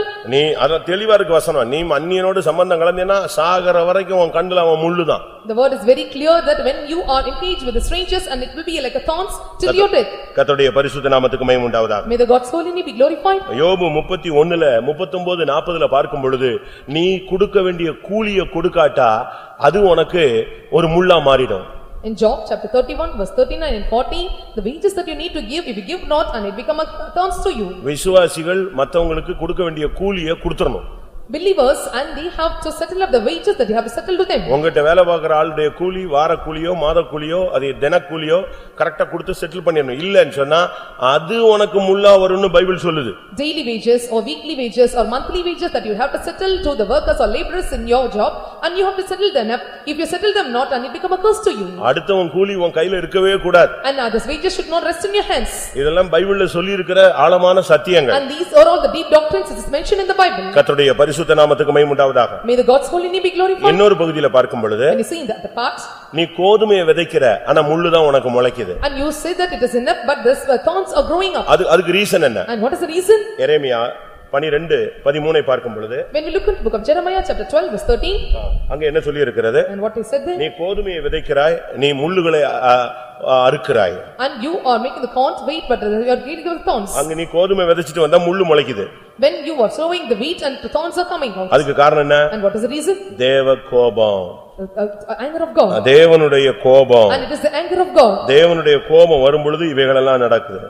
When the fierce anger of the Lord comes and these all will கோதுமையை prosper. விதைத்தார்கள் முள்ளுகளை அறுப்பார்கள். They have sown the wheat but reap the thorns. அவர்கள் பிரயாசப்படுவார்கள் பிரயோஜனம் அடையார்கள். And they put themselves to pain but they profit not. கர்த்தருடைய உக்கிர கோபத்தினால் உங்களுக்கு இப்படிப்பட்ட பலன் வரும். And they shall be ashamed of their revenues because of the fierce anger of the Lord. நீ விதைக்கிறதெல்லாம் நல்லாதான் இருக்கு, நீ ஜெபம் பண்றதெல்லாம் நல்லா இருக்கு, ஆனா அறுக்கிறது என்னன்னு பாரு. And they that are sowing and they that are praying and everything is good but what you are reaping you must check it நம்முடைய out. ஜீவியம் சரியில்லைன்னா ஒரு பிரயோஜனமும் கிடையாது. If our life is not proper and there is no use of it. கர்த்தருடைய பரிசுத்த நாமத்துக்கு மகிமை உண்டாவதாக. May the God's holy name be இந்த glorified. காலை வேளையில உங்களுடைய வாழ்க்கையில இருக்கிற முள்ளுகளை நீங்கள் சிந்திச்சு பாருங்க. In this morning time and consider and what are the thorns found in your life.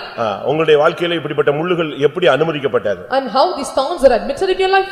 உன்னுடைய வழி சரியில்லைன்னா முள்ளு வந்துரும். If the ways are not proper the thorns are cursed. நீதிமொழிகள் 22:5 பார்க்கும் பொழுது When we look into Proverbs chapter 22 verse 5. மாறுபாடு உள்ளவனுடைய வழிகளை நான் முள்ளுகளினால் அடைப்பேன். And I will shut up the ways of the son in.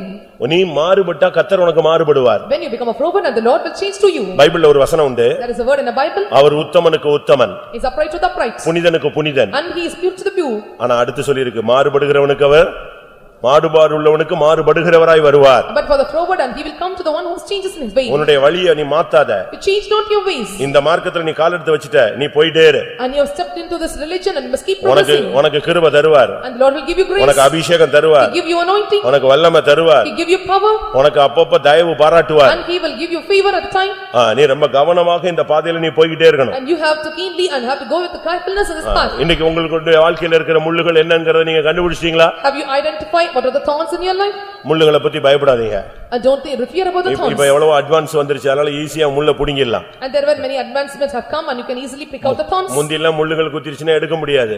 And if it was in the before days it was pricking you, you cannot அத pick it out. முள்ளால தான் எடுக்கணும்னு எடுத்துக்கிட்டு இருப்பான். இந்த முள்ளு போய் அடுத்து ஒரு சைடுல ஒடிஞ்சு உள்ள உட்கார்ந்துக்கும். And they will take that tell that and the thorns will be taken out the thorns. இப்ப அப்படி இல்ல. But it is not like this now. உன் பாடியில எங்க முள்ளு இருக்குன்னு கரெக்ட்டா கண்டுபிடிச்சிடலாம். And they can identify where the thorns. இப்ப நான் சொன்ன வசனத்துல நீங்க கண்டுபிடிச்சிருப்பீங்க நான் விசுவாசிக்கிறேன். I believe that and you have identified to the word of God. கர்த்தருடைய வசனம் எல்லாத்தையும் ஆழமாய் வெளிப்படுத்தும். The word of God will reveal everything in deep. Bible சொல்லுகிறது. Bible says. இந்த முள்ளுகளுக்குள்ள இருந்தாலும் நீ பயப்படாத. If you are inside the thorns and do not fear. இந்த உலகமே முள்ளுகள் தான். And this world is full of thorns. எசேக்கியேல் 2:6க்கு திரும்பி வருவோம். And let us come back to Ezekiel chapter 2 verse 6. எசேக்கியேல் 2ஆம் அதிகாரம் 6ஆம் வசனம். Book of Ezekiel chapter 2 verse 6. மனுபுத்திரனே நீ அவர்களுக்கு பயப்பட வேண்டாம், அவர்கள் வார்த்தைகளுக்கும் அஞ்ச வேண்டாம். நெரிஞ்சில்களுக்குள்ளும் முள்ளுகளுக்குள்ளும் நீ தங்கியிருந்தாலும், நீ தேள்களுக்குள் வாசம் பண்ணினாலும், நீ அவர்கள் வார்த்தைகளுக்கு பயப்படாமலும். நீ பயப்படாத, கலங்காம இரு. Do not fear, do not be எத்தனை முள்ளுகள் உன்னை சுத்தி இருந்தாலும் நான் உன்னோடு இருக்கிறேன். And whatever the thorns may around you and I am in your midst. உனக்கு விரோதமாய் பலவிதமான முள்ளுகள் இருக்கலாம். There may be many kind of thorns in you. சூழ்நிலைகள்ல பல முள்ளுகள் எழும்பி இருக்கலாம். There may be thorns of arrows in middle of உன்னுடைய situations. புத்தியினத்தினால பல முள்ளுகள் உனக்கு விரோதமா வந்திருக்கலாம். And because of your foolishness and many thorns occurs in your life. பிசாசு மனுஷர்களுடைய பொறாமைகள்ல உனக்கு பலவிதமான முள்ளுகள் வந்திருக்கலாம். Because of the envy of the Satan and because of the men and you may occur many thorns in your life. இன்னைக்கு இந்த மெசேஜினுடைய நோக்கம் என்ன தெரியுமா? No, what is the purpose of this message? உன்னுடைய முள்ளுகளை பத்தி உனக்கு விளக்கம் கொடுக்கிறது மாத்திரமல்ல. Not only giving the explanation about the thorns. நீ முள்ளுகளுக்கு பயப்படாத. And you should not fear for the thorns. இந்த முள்ளுகள் எல்லாம் கர்த்தர் மாற்ற வல்லமை உள்ளவர். God is well able to change all kind of thorns. அது எந்த முள்ளா இருந்தாலும் சரி. And whatever the thorns it may be. பவுலுக்கு கண்ணுல இருந்து தண்ணி வடிஞ்சிட்டே இருக்குமா? And for Paul and he used to have water comes out of the tears. அவனுக்குள்ள எப்பவும் தண்ணி வடிஞ்சிட்டே இருக்கும். And water comes out of his eyes. அதனால கலாத்தியர் சபையார் சொன்னாங்க நாங்க வேணா எங்க கண்ணை வேணா நினைச்சு தரோம். எங்க கண்ணை உங்களுக்கு பிடுங்கி தரோம்னு சொன்னாங்க. The church of the members of the Galatians told that and we will pluck out the eyes and give to you. எப்படிப்பட்ட ஜனங்கள்? What kind of people? ஒரு ஊழியக்காரனுக்காக எங்க கண்ணை நாங்க பிடுங்கி தரோம்னு சொன்னாங்க. And they are telling for the sake of the servants of God and we are able to give our eyes to. ஆனா பவுல் சொல்லுகிறார் எப்பாபிராதீத்துவுக்கு இறங்கினவர் எனக்கும் இறங்கினார். And he who have mercy towards the Epaphras and he will have mercy towards me. அந்த முள்ளு புடுங்கப்பட்டது. And that thorn was plucked out. எல்லாவற்றுக்கும் கடைசியாக. At last finally. எசேக்கியேல் 28:24 இதுதான் உங்களுக்கு கொடுக்கிற promise. At 28:24 of Ezekiel and this is a promise the Lord gives to you. இஸ்ரவேல் வம்சத்தாரை இகழ்ந்த அவர்களுடைய சுற்றுப்புறத்தாராகிய அனைவரிலும் இனி தைக்கிற முள்ளும் நோவு உண்டாக்குற நெரிஞ்சிலும் அவர்களுக்கு இராது. இனி தைக்கிற முள்ளும் நோவு உண்டாக்குகிற நெரிஞ்சிலும் அவர்களுக்கு இராது. And there shall no more a pricking briar or any grieving thorn on them. அவர்களை இகழ்ந்த அவருடைய சுற்றுப்புறத்தார் அனைவரிலும் உன்னை பரியாசம் பண்ணி குற்றஞ்சாட்டி கேள்வி கேட்டு நியாயம் தீர்த்து உன்னை அற்பமா எண்ணி பல விதங்களிலே இகழ்ந்த அவர்கள் மத்தியில இருக்கிற உனக்கு இனி தைக்கிற முள் இராது. And you are found among the people that they despised you, rejected you and put you in shame and have done many evil to you and there more any grieving thorns in you.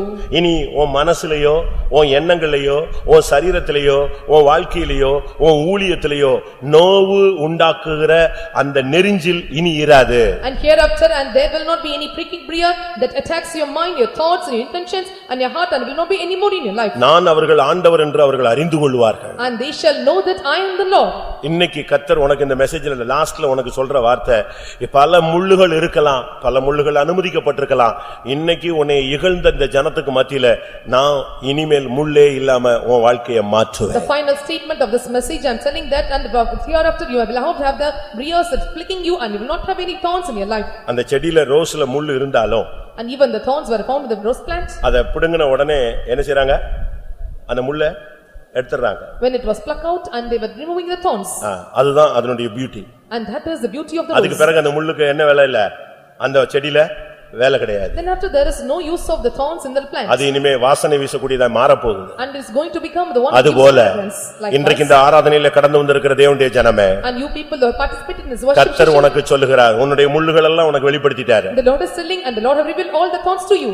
ஏன், எப்படி, எதற்கு என்ற கேள்விகளுக்கு எல்லாம் உனக்கு பதில் இப்ப கிடைச்சிட்டு நான் விசுவாசிக்கிறேன். I believe why, how and what is the reason, and you have got the answers for all your questions. இப்ப யாருமே முள்ளு இல்லைன்னு சொல்ல முடியாது. ஏதோ ஒரு முள்ளு உனக்குள்ள இருக்கு. No one can say that I don't have thorns and some thorns inside you. வியாதிங்கிற முள்ளா இருக்கலாம், It may be the thorn of sickness, மனவேதனைங்கிற முள்ளா it may be இருக்கலாம், the thorn of the depression in mind, உலக கவலைங்கிற முள்ளா it இருக்கலாம், may be the thorn of the care of this world, ஐஸ்வரியத்தின் மயக்கங்கிற முள்ளா or இருக்கலாம், it may be the thorn of the disillusionment of the spiritual, பலவிதமான இச்சைகளின் முள்ளா or it இருக்கலாம். may be the lust of different kinds, ஒரு நாள் வாழ்வை இன்பம் என்று எண்ணுகிற சிற்றின்ப பிரியர்களாக நீங்கள் or you மாறலாம். may be the pleasurable people, those who are considering or counting the daytime as a pleasure, வேசித்தனம் ஒரு முள்ளாக இருக்கலாம். or the whoredom may be a thorns, தேவனே கோபப்பட்டு உனக்கு சில முள்ளுகளை கொடுத்திருக்கலாம். and Lord may have angry upon you, have given a thorns. உன் மனைவியோ பிள்ளையோ உன் குடும்பமே உனக்கு ஒரு முள்ளா இருக்கலாம். Husband, wife or the whole family may be a thorns to you. ஒருவேளை சாபம் உனக்கு ஒரு முள்ளா இருக்கலாம். Sometimes the curse may be a thorn. ஒருவேளை உனக்கு புத்தி வர்றதுக்கு கர்த்தர் முள்ள கொடுத்திருக்கலாம். Or sometimes the Lord have given you a thorn to give out understanding. நீ உன்னுடைய உனக்கோடு போராடுகிற வல்லமையில துரத்தாவிட்டா அதுவே முள்ளு போல உட்கார்ந்துட்டு இருக்கலாம். If you drive not the powers that is struggling you, and that may sit you like a thorn in you. இன்னைக்கு எந்த முள்ளு இல்லாம கர்த்தர் உன்னை மாத்த போகிறார். The Lord is going to change you, that no more thorns in you. ஒரு கன்வென்ஷனுக்காக ஒரு கிரவுண்ட் எடுத்தோம். In one place I took a ground for to conduct a convention, அது ஒரு முள்ளுக்காடு. and it was a platform, maximum சுத்தப்படுத்திட்டோம். and at maximum we have cleaned around the place. திரும்பவும் முள்ளு இருந்துச்சு. Again there were some thorns in the places, கூட்டம் நெருங்கிடுச்சு. and the meeting is coming now. என்ன பண்றது? I don't know what to do. எப்படி அவ்வளவு முள்ளு எடுக்கிறது? How to take away all the thorns? ஒரு விசுவாசி சொன்னாரு, எல்லா விசுவாசியும் வர சொல்லுங்க, One believer எல்லாரும் செருப்பையும் கழட்டிட்டு உள்ள நடக்க விடுங்க, அவ்வளவு ஒரு கால்ல என்ன குத்திரும், இருக்கிற முள்ளெல்லாம் குத்திடுச்சுன்னா எடுத்துடலாம். And one believer said me, and you called all the believers to come and work here, and when they were walking with slipper and all the prick thorns will prick their எல்லாரும் slippers. செருப்பு கழட்டிட்டு கிரவுண்ட்ல ஒரு round விட்டீங்கன்னா போதும், அவ்வளவு வெறும் கால் வச்ச உடனே சப்பு சப்பு சப்புன்னு குத்தும், அவ்வளவுதையும் எடுத்துடலாம். And when asking all them to remove the slippers, and the thorns may prick their legs, and we can take away all the thorns. இப்ப கண்ணை மூடுங்க பார்க்கலாம். Now let us all close our eyes. இப்ப ஆண்டவரே முள்ள புடுங்கறாரா இல்லையான்னு பாப்போம். Now let us check whether the Lord is pricking your thorns. ஒன்னு நீ புடுங்கணும், You have to pluck the thorns, இல்ல ஆவியானவர் or புடுங்கணும். the Spirit of God must pluck your thorns. கூட்டம் முடிஞ்சு நீ வெளியும் போது உனக்குள் இனிமேல் தைக்கிற முள்ளும் நோவு உண்டாக்குற நெரிஞ்சிலும் இராதுன்னு வார்த்தையோடு நீ வெளியே போகணும். At the end of the meeting, and you must receive the word, and there shall no more pricking briar or any grieving thorns in you. முள்ளுகளும் இனிமே என வாழ்க்கையில வேண்டாம், நான் பார்த்துக்கிட்டேன், தெரிஞ்சுக்கிட்டேன், பட்ட பாடு போதும், முள்ளுகள் எல்லாம் இனியோட முடியணும்னு சொல்றவங்க கண்களை மூடி முழங்கால் போடுங்க. Those who are telling that I have suffered a lot because of the thorns, I have went in many sufferings, and those who are telling this, close your eyes and bend our knees now. எதை பத்தி நீ பயப்படாத. And do not fear about anything. கர்த்தர் உனக்கு promise பண்றாரு. And the Lord is promising you. புறஜாதியார் உங்களை இகழ்ந்த உங்களுடைய சுற்றுப்புறத்தார் மத்தியிலே இனி தைக்கிற முள் உனக்கு இராது. And there shall not be any grieving thorn, all of them, the round of them, despise them, and they know about you. உனக்கு வேதனை உண்டாக்குகிற நெரிஞ்சில் இனி இராது. And there will not be any pricking briar that pricks you. இந்த வாக்குத்தத்தம் எனக்கு நிறைவேறணும்னு சொல்றவங்க உங்களுடைய வலது கையை உயர்த்துங்க பார்க்கலாம். And those who are telling this promise to be fulfilled in me, lift up your right hand. ஆமென். கிறிஸ்தவ வாழ்வில் முள்ளுகள் உண்டு. And there may be thorns in the Christian life. அவைகள் அனைத்தையும் இயேசு சிலுவையிலே ஏற்றுக்கொண்டார். And Jesus took everything upon the cross. இன்னைக்கு நம்முடைய அறியாமையில புத்தியினங்கள்ல பல காரியங்கள்ல நம்ம முள்ளுகளுக்குள்ள சிக்கிக் கொள்ளுகிறோம். Unknowingly or foolishness because of that, and we are entangled in such kind of thorns. நீ பயப்படாத. Do not fear. இன்னைக்கு இந்த கூட்டத்தோடு கர்த்தர் சொல்லுகிறார், இனி தைக்கிற முள் இராது. Today the Lord is telling in this meeting, and there shall be any briar in இனி the நோவு thorns. உண்டாக்குற நெரிஞ்சில் இராது. And there shall not be any pricking briar in you. நான் ஒரு 5 நிமிஷம் டைம் கொடுப்பேன். I give you 5 minutes time. இந்த 5 மினிட்ஸ்க்குள்ள ஒரு அபிஷேகத்துல உனக்குள்ள இருக்கிற முள்ளுகள் எல்லாம் பிடுங்கி வெளியே எடுக்கணும். With this 5 minutes time and you have to take away all the thorns in you through anointing. நான் இப்பொழுது சொன்னேனே, I told you now. இந்த வசனங்களின் அடிப்படையில எனக்குள்ள பல முள்ளுகள் தைத்திருக்கிறதை உணர்கிறேன்னு சொல்றவங்க கை வைத்துங்க பார்க்கலாம். Depending upon these verses and I believe that some thorns are pricked in me. அது சூழ்நிலைகள்ல குத்தி இருக்கலாம். It may be pricked you in situations. நம்முடைய புத்தியினத்துல வந்திருக்கலாம். Or it be because of the foolishness. நம்முடைய அவசரத்துல வந்திருக்கலாம். Or because of our hastiness. நம்முடைய துணிந்து உள்ள இறங்குனதுனால சில முள்ளுகள் குத்தி இருக்கலாம். And because of the presumptuous act that we have done and you have entered into us. முள்ளுகள் இருக்கிறதை நீங்கள் உணர்கிறீர்கள். And you are feeling that the thorns is in you. அதுவே நல்ல ஒரு சிக்னல் தான். And it is a good signal to you. இது கர்த்தர் உனக்குள்ள முள்ளுகள் எல்லாம் வெளிப்படுத்தியாச்சு. Today the Lord have revealed all the thorns to you. அது உன் மனசை குத்தி இருக்குதா, உன் ஊழியத்தை குத்தி இருக்குதா, உன் வருங்காலத்தை குத்தி இருக்குதான்னு உனக்கு தெரியும். It may prick your mind or your ministry or your future life and you know it. இப்ப 11:45 அது பிடுங்குற நேரம். This is the time by 11:45 to pluck it out. இதை ஒரு ஆபரேஷன் தியேட்டர் மாதிரி எடுத்துக்க. And consider this as an operation theater. ஆவியானவர் உள்ளே இறங்கி உன் மனதில சரீரத்தில ஆவியில இருக்கிற எல்லா முள்ளுகளையும் பிடுங்கட்டும். Let the spirit of God come in you and pluck away all the thorns found in your mind, spirit and soul and body. ஆமென். ஒரு முள் அல்ல. Not one thorn. பவுல் சொல்லுகிறார் என் சரீரத்துல ஒரு முள்ளுன்னு சொல்றார். And Paul sees a thorn in my body. ஆனா இப்ப நம்ம படிச்சது அதிகமான முள்ளு. But we have learned many thorns. ஒரு முள் அல்ல, பல முள்ளுகள் என் மனசுல, என் ஊழியத்துல, என் ஜீவியத்துல குத்தப்பட்டதை நான் உணர்றேன்னு சொல்றவங்க எத்தனை பேர்? Not a single thorn and many thorns have pricked my mind and my heart and my body, and how many feel it? நான் எதுக்கு உங்களை கை வைத்த சொல்றேன்னு தெரியுமா? இந்த மெசேஜோட நீங்க உள்ள வந்துகிட்டே இருக்கணும். Do you know why I am telling you to lift up your hands? You must enter into this message. Pavul சொல்லுகிறார் ஒரு முள். And Paul sees a single thorn. ஆனா இன்னைக்கு நமக்குள்ள இருக்கிறது பல முள்ளுகள். But today there are many thorns in our life. அது புத்தியினத்துல வந்திருக்கலாம், அறியாமையில வந்திருக்கலாம், இல்ல தேவன் நமக்கு அதை அனுமதிச்சிருக்கலாம். And the Lord have permitted because of our foolishness or because of our not ஆனா understanding. நீ முள்ளுகளோடயே ஓட்டத்தை முடிக்கணும்ங்கிறது தேவசித்தம் கிடையாது. But it is not the will of God that you have to run your race with the thorns. முள்ளுகள் நீடிக்க வேண்டிய அவசியம் கிடையாது. It is not needed for the thorns to rent you. இன்றைக்கு உனக்கு ஒரு வாக்குத்தத்தம், இனி தைக்கிற முள் இராது. There will not be any grieving thorns. அப்படினா இப்பொழுது அது பிடுங்கப்படட்டும். If so, let it be hallelujah. plucked out. கர்த்தர் அதை எடுத்து போடட்டும். Let the Lord take it out. ஒரு அபிஷேகம் இறங்கி ஆளுகை செய்யட்டும். Let the anointing come down and rule over you. ஐல பக்கரா பக்கத்திரா பக்கத்திரா மானியா ரஹனி மானா சபாரா. ஆமென். வசனத்தை கேட்டபோது எல்லா முள்ளும் மொத்தமா ஏன்ட்ட தான் இருக்குங்கறத உணர்றேன்னு யாராவது சொல்றீங்களா? Can anyone have see when I hear the word of God and all the thorns are pricking me? அப்படி யாராவது இருக்கீங்களா?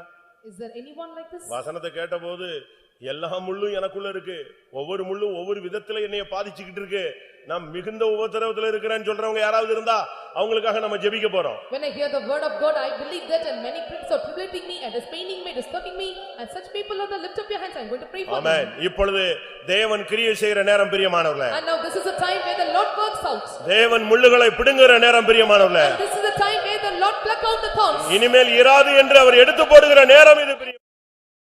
Remove all the thorns in your life. ஆவியானவருக்கு இடம் கொடுங்க. Give room for the Spirit of God. நேரத்தை பயன்படுத்து. And make use of the time. வாயை திறந்து கூப்பிடு.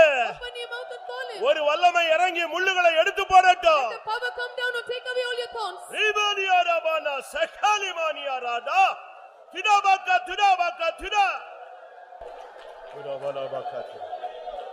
ஆமா. இப்ப நீ இங்க முழங்கால்ல நிக்கிற. Now you are standing on knees.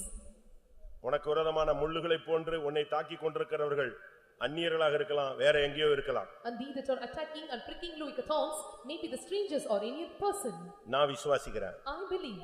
இப்ப அந்த முள்ளு அங்கங்க ஒடிக்கிறார். Now the Lord is breaking the thorns day by day. எங்கெல்லாம் முள்ளு இருக்கோ அதெல்லாம் கர்த்தர் எடுக்கிறார். Wherever the thorns are, the Lord is removing the thorns. எத்தனை பேர் விசுவாசிக்கிறீங்க? How many of you believe this? இப்ப நீ இங்க முழங்கால்ல நிக்கிற, கர்த்தர் உன் பிசினஸ்ல இருக்கிற முள்ளை எடுக்கிறார். Here you are standing on Hallelujah, business. hallelujah, hallelujah, hallelujah, hallelujah. Oh, rabaka rabaka tirabaka rabania. Amen, amen.